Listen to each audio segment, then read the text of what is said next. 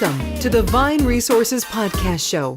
Welcome to another edition of the Vine Resources Podcast Show. I'm David Lawrence and I'm delighted today to have with us Dana Tobak. Dana is the founder and managing director of Hyperoptic. Dana, thanks for joining us. Well, it's a pleasure to be here. And I'm very lucky to be in your office in Hammersmith in central London. Dana, could you share with our listeners a little bit about the company, please? Absolutely. Hyperoptic was founded in 2011 with the distinct purpose of bringing gigabit fiber to the UK.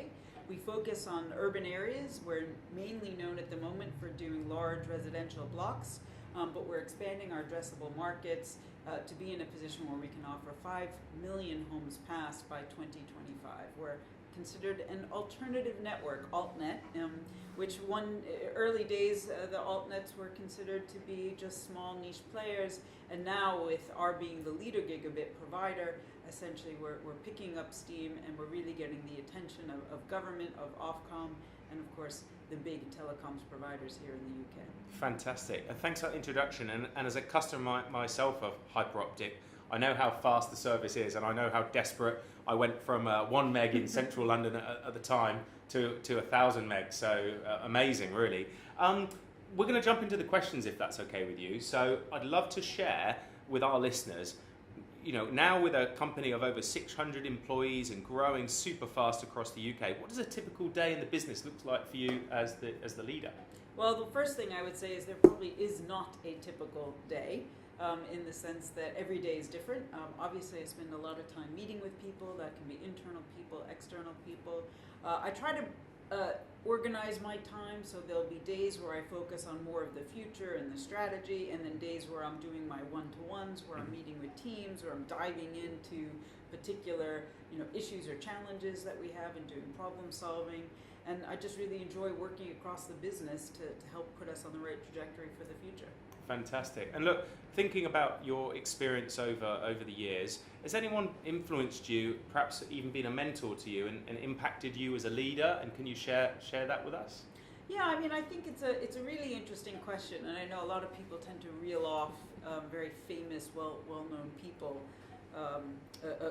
in business lingo and having read a book. I think that for me, my past before Hyperoptic, I was at Oracle and I was at Sapient, and I had the brilliant opportunities to work with some great people.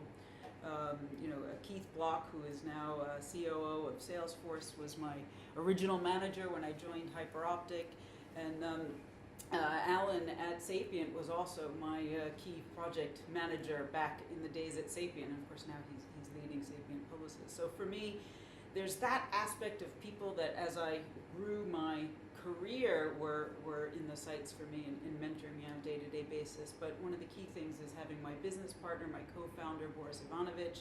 We've been working together since 2005. And in essence, what works so well about the company and the trajectory that we're on is a balance between, we're not the same person, but we're absolutely dedicated to the company. He keeps pushing us, I would say, to be more and more aggressive. I keep making it happen, and these are the things that really work. So it creates a balance in how we're able to move the company in the right direction and make the right decisions and consider whether or not the path they're on, the decisions we're on are working well. So that's really the balance that works well for us. Now you've grown from only, I think, two employees obviously in the start to now, as I said earlier, over 600 employees. How are you engaging your employees from the top to ensure the success of the business? Yeah, I mean, that's something that we challenge ourselves, and it's not something that we have perfected yet. We do quarterly what we call pulse surveys. We try to be really good about following up. We are also doing more communications across the offices. So I fly out to our Belgrade office once a quarter, if not more often. And basically also trying to get out once a quarter into the field and meet with the various management teams and field engineers. We do company meetings as well. And most recently, I've started a regular comms update to the entire company so that there creates that momentum around making sure people are connected to the vision. Fantastic. And what do you believe? Obviously, the industry, and as you mentioned earlier, as a Hyperoptic being an alternative for customers, So what do you believe is the biggest challenge facing business leaders today in running the businesses?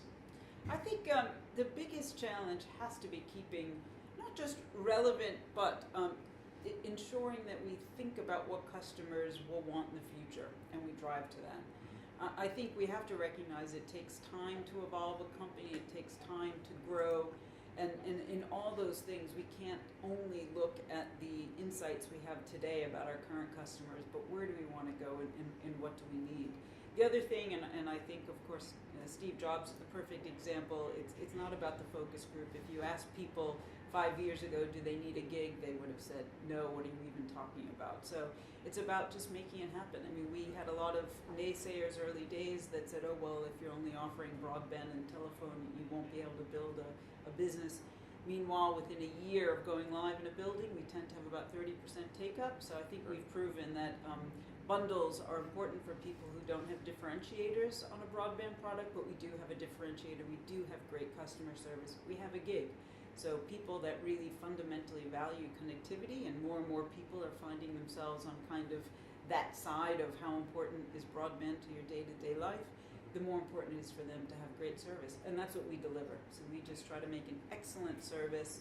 We do what we say, and that is the fundamental driver for who we are. What's the best piece of business advice you've ever received? I think there are a few things that I try to constantly keep in mind as we make decisions across the company and build our strategy. One is think of the long term. So what are we trying to achieve in the long term? And recognize that as long as we keep facing in that direction, as long as we make steps in that direction, then we're moving properly. The other thing is top down and bottom up. So it's just as important to have a top-down strategy that's logical, but you also need to understand the bottom-up details of a company. You need to understand how things actually work. You need to spend time with the people on the ground, because it's very easy to build a strategy that isn't deployable. Yep. Or certainly not deployable with the current infrastructure process and teams that you have in place. So you need to marry both the detail of creating a business plan and the top-down approach to a strategy. Without doing both those things, one of them will fail. If you're only focused on the detail, you won't make it in the right direction. If you're only focused on the top end, you'll fail in your execution. That's great advice there.